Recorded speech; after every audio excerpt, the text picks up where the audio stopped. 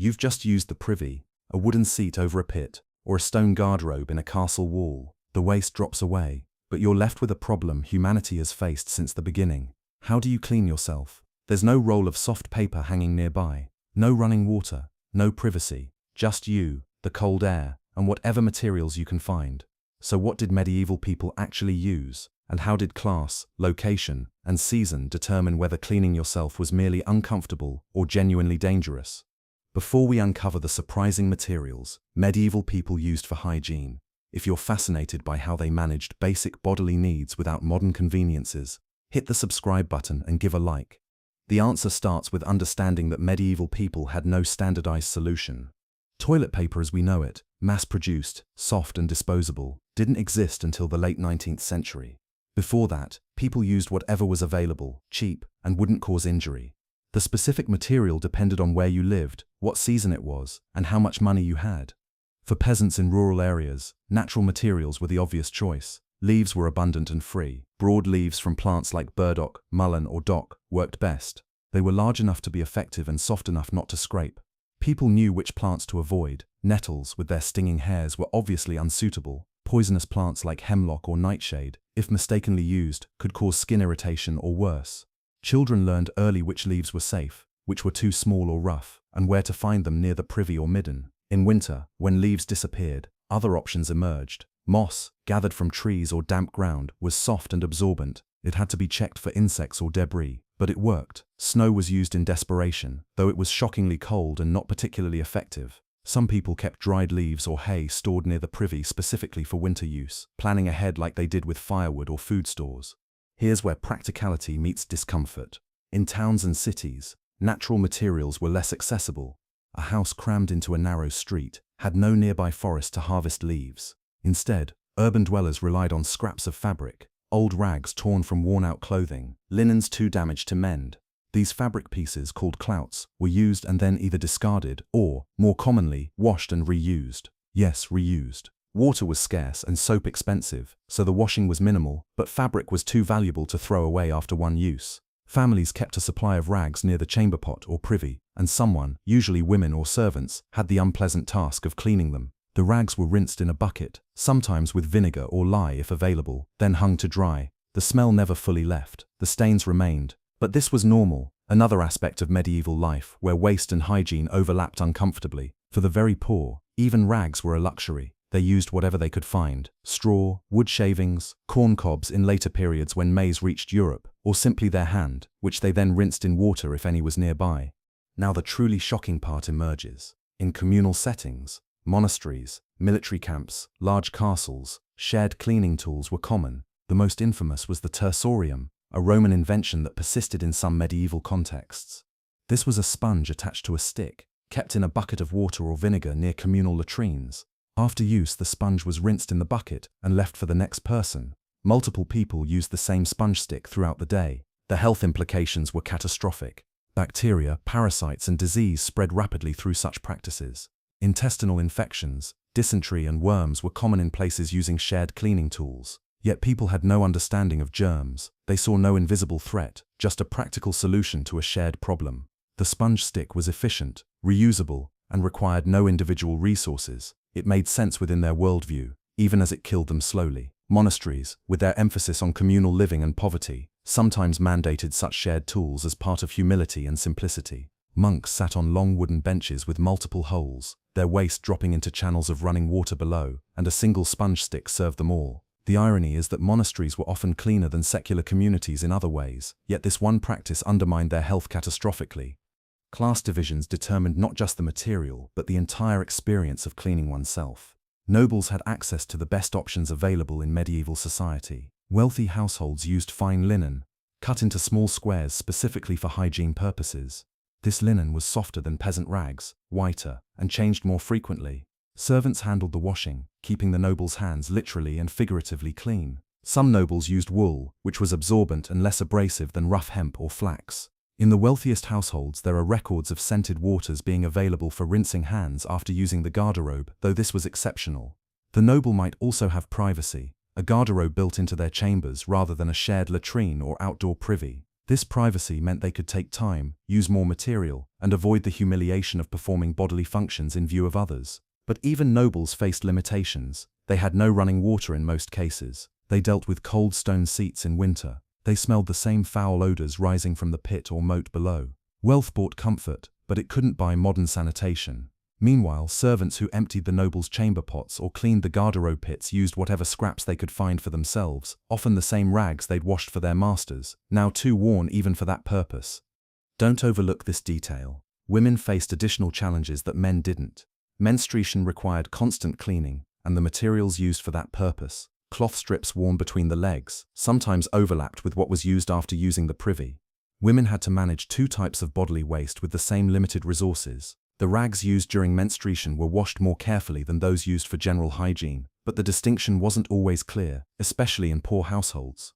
Women also dealt with childbirth and postpartum bleeding, which could last weeks and required substantial amounts of fabric. This created an ongoing demand for cloth that many families couldn't meet. Women improvised, using moss, wool, or layers of old linen, and they suffered infections when materials were dirty or reused without proper cleaning. The silence around these issues in historical records reflects medieval discomfort with discussing women's bodies, but the archaeological evidence, traces of textile fragments in cesspits, tells the story that written sources omit. Women managed these needs privately, ashamed, often in pain, with no one acknowledging their struggle. Seasonal variations changed what was available and how effective it was. Summer offered abundant leaves and soft grass. Privies located near gardens or woods gave easy access to fresh materials. People could be somewhat selective, choosing the softest plants and avoiding rough or irritating ones. But summer also brought flies, maggots, and intense smells. The materials used for cleaning attracted insects, and the warm weather accelerated decay in the midden or cesspit below. Winter was worse in different ways. Frozen ground meant no moss. Dead leaves were brittle and rough. Snow was a last resort that left people wet and even colder than before. Indoor chamber pots became more common in winter, but that just moved the problem inside. The pot had to be emptied daily, and the person doing it, usually a servant or the lowest-ranking family member, handled waste with their bare hands or with minimal tools. They used rags or straw to wipe the pot clean, then disposed of or washed these materials. Winter also meant layers of clothing, making the entire process of using the privy more complicated. Wool tunics, linen undergarments, leather belts, all had to be loosened and held out of the way. In freezing temperatures, speed mattered more than thoroughness. People cleaned themselves quickly, inadequately, and accepted the discomfort because staying in the cold privy longer risked frostbite or illness. Here's the ingenious solution that few expected. Some medieval people, particularly in rural areas with livestock, used dried animal dung. This sounds revolting to modern sensibilities, but dried dung, especially from horses or cattle, was fibrous, abundant, and surprisingly effective. Once dried, it lost most of its smell and became a rough but usable cleaning material. People crumbled it into smaller pieces, used it, and discarded it into the midden where it mixed with other waste. This practice was more common in regions where other materials were scarce, such as treeless plains or areas with harsh winters. It also had precedent in other cultures. Central Asian nomads used dried dung for multiple purposes, including fuel and hygiene, and these practices sometimes influenced European border regions through trade and migration. For medieval peasants, using animal dung was practical. They already handled it daily, spreading it on fields as fertilizer, burning it for warmth in regions without wood. Using it for hygiene was just another application of a readily available resource. Modern disgust at this practice misses the medieval pragmatism. They used what worked, and waste was waste, whether from animals or humans. The Church's teachings complicated attitudes toward bodily functions and hygiene. Medieval Christianity emphasized the sinfulness of the body, the corruption of flesh, and the spiritual superiority of asceticism. Monks and nuns were encouraged to mortify the flesh, to endure discomfort as penance. This extended to hygiene practices. Some religious orders forbade excessive cleanliness, viewing it as vanity or self-indulgence. Bathing was restricted, and by extension concern with cleanliness after using the privy might be seen as focusing too much on the body rather than the soul. This created a paradox. The same monasteries that built sophisticated latrine systems with running water sometimes discouraged monks from being too fastidious about cleaning themselves. Suffering the discomfort of inadequate hygiene became a form of spiritual discipline. For lay people, the Church's teachings reinforced shame around bodily functions. People didn't discuss these topics openly. Parents taught children through example rather than explanation. The lack of conversation meant that improvements in hygiene, better materials, more effective cleaning methods, spread slowly because sharing such knowledge felt indecent. This silence persisted for centuries, delaying advancements that could have reduced disease and suffering. Travelers faced the worst conditions of all. On the road, there were no privies, no stored rags, no communal sponge sticks. Travelers used whatever they found at the moment: a handful of grass by the roadside, leaves from a nearby tree. In winter or barren areas, they might use the edge of their cloak, accepting that their clothing would become soiled. Long journeys meant repeated compromises with hygiene. Pilgrims walking to Canterbury, Santiago de Compostela, or Jerusalem dealt with this for weeks or months. They stopped at monasteries or inns when possible, where basic facilities existed, but much of the time they were in the wilderness. Merchants traveling with wagons sometimes carried supplies of rags or straw, planning ahead like they did for food and water. Soldiers on campaign had even less. Military camps had latrines, trenches dug at the edge of camp, but cleaning materials were scarce. Men used whatever was nearby, or nothing at all. Dysentery, spread through poor hygiene, killed more soldiers than combat in many medieval wars. The lack of proper cleaning after using latrines contributed directly to these death tolls, yet armies had no solution. Supplying thousands of men with hygiene materials was impossible given medieval logistics. By the late medieval period, some urban regulations addressed sanitation indirectly. Cities mandated that waste be disposed of properly, that privies be located away from wells, that cesspits be emptied regularly, but these laws said nothing about personal hygiene or cleaning materials. The assumption was that individuals would manage that themselves, and indeed it wasn't seen as a public health issue, because the connection between poor hygiene and disease remained invisible. A few medical texts from the period mention cleanliness as beneficial for health, but they focused on bathing and washing hands, not on hygiene after using the privy. The Arabic medical tradition, which influenced European medicine through translations, emphasized cleanliness more strongly. Islamic hygiene practices, including washing with water after using the toilet, were known to European scholars who traveled to Spain or the Middle East, but these practices didn't spread widely in Christian Europe. Cultural and religious differences created barriers. What worked in one society was rejected or ignored in another, even when the benefits were observable. The transition away from medieval hygiene methods took centuries.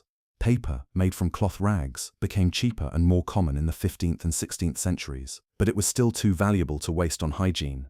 Printed books, letters, and official documents took priority. The first references to paper used for cleaning appear in the 16th century among the wealthy, who could afford to repurpose damaged or outdated documents. Old letters, manuscript pages with errors, and wrapping paper were cut into squares and used. This was a luxury, a sign of wealth. For most people, fabric rags, leaves, and other traditional materials remained standard until the Industrial Revolution. Mass-produced toilet paper, soft and affordable, didn't arrive until the late 1800s, and even then, adoption was slow. Rural areas continued using traditional methods into the early 20th century in some regions. The shift wasn't just technological. It required changes in attitudes toward hygiene, increased understanding of germs and disease, and economic conditions that made disposable paper products affordable for ordinary people. The medieval approach to this most basic act of hygiene reveals their world's harsh realities. They had no privacy, no soft materials, no understanding of the invisible threats lurking in shared sponges or dirty water. They improvised, suffered, and accepted discomfort because they had no alternative. Their methods seem shocking now, but within their context, they were rational responses to the resources and knowledge available, and their struggle reminds us that what we consider basic dignities, privacy, cleanliness, comfort, are recent achievements, built on centuries of gradual improvement. Every time we reach for toilet paper without thinking, we're experiencing a luxury that medieval people couldn't imagine. Their world was rougher, dirtier, and more uncomfortable than most of us can truly grasp, and it shows us how far humanity has come in the pursuit of basic comfort and health. If you enjoy the hidden sides of medieval life, hit subscribe and give this video a like.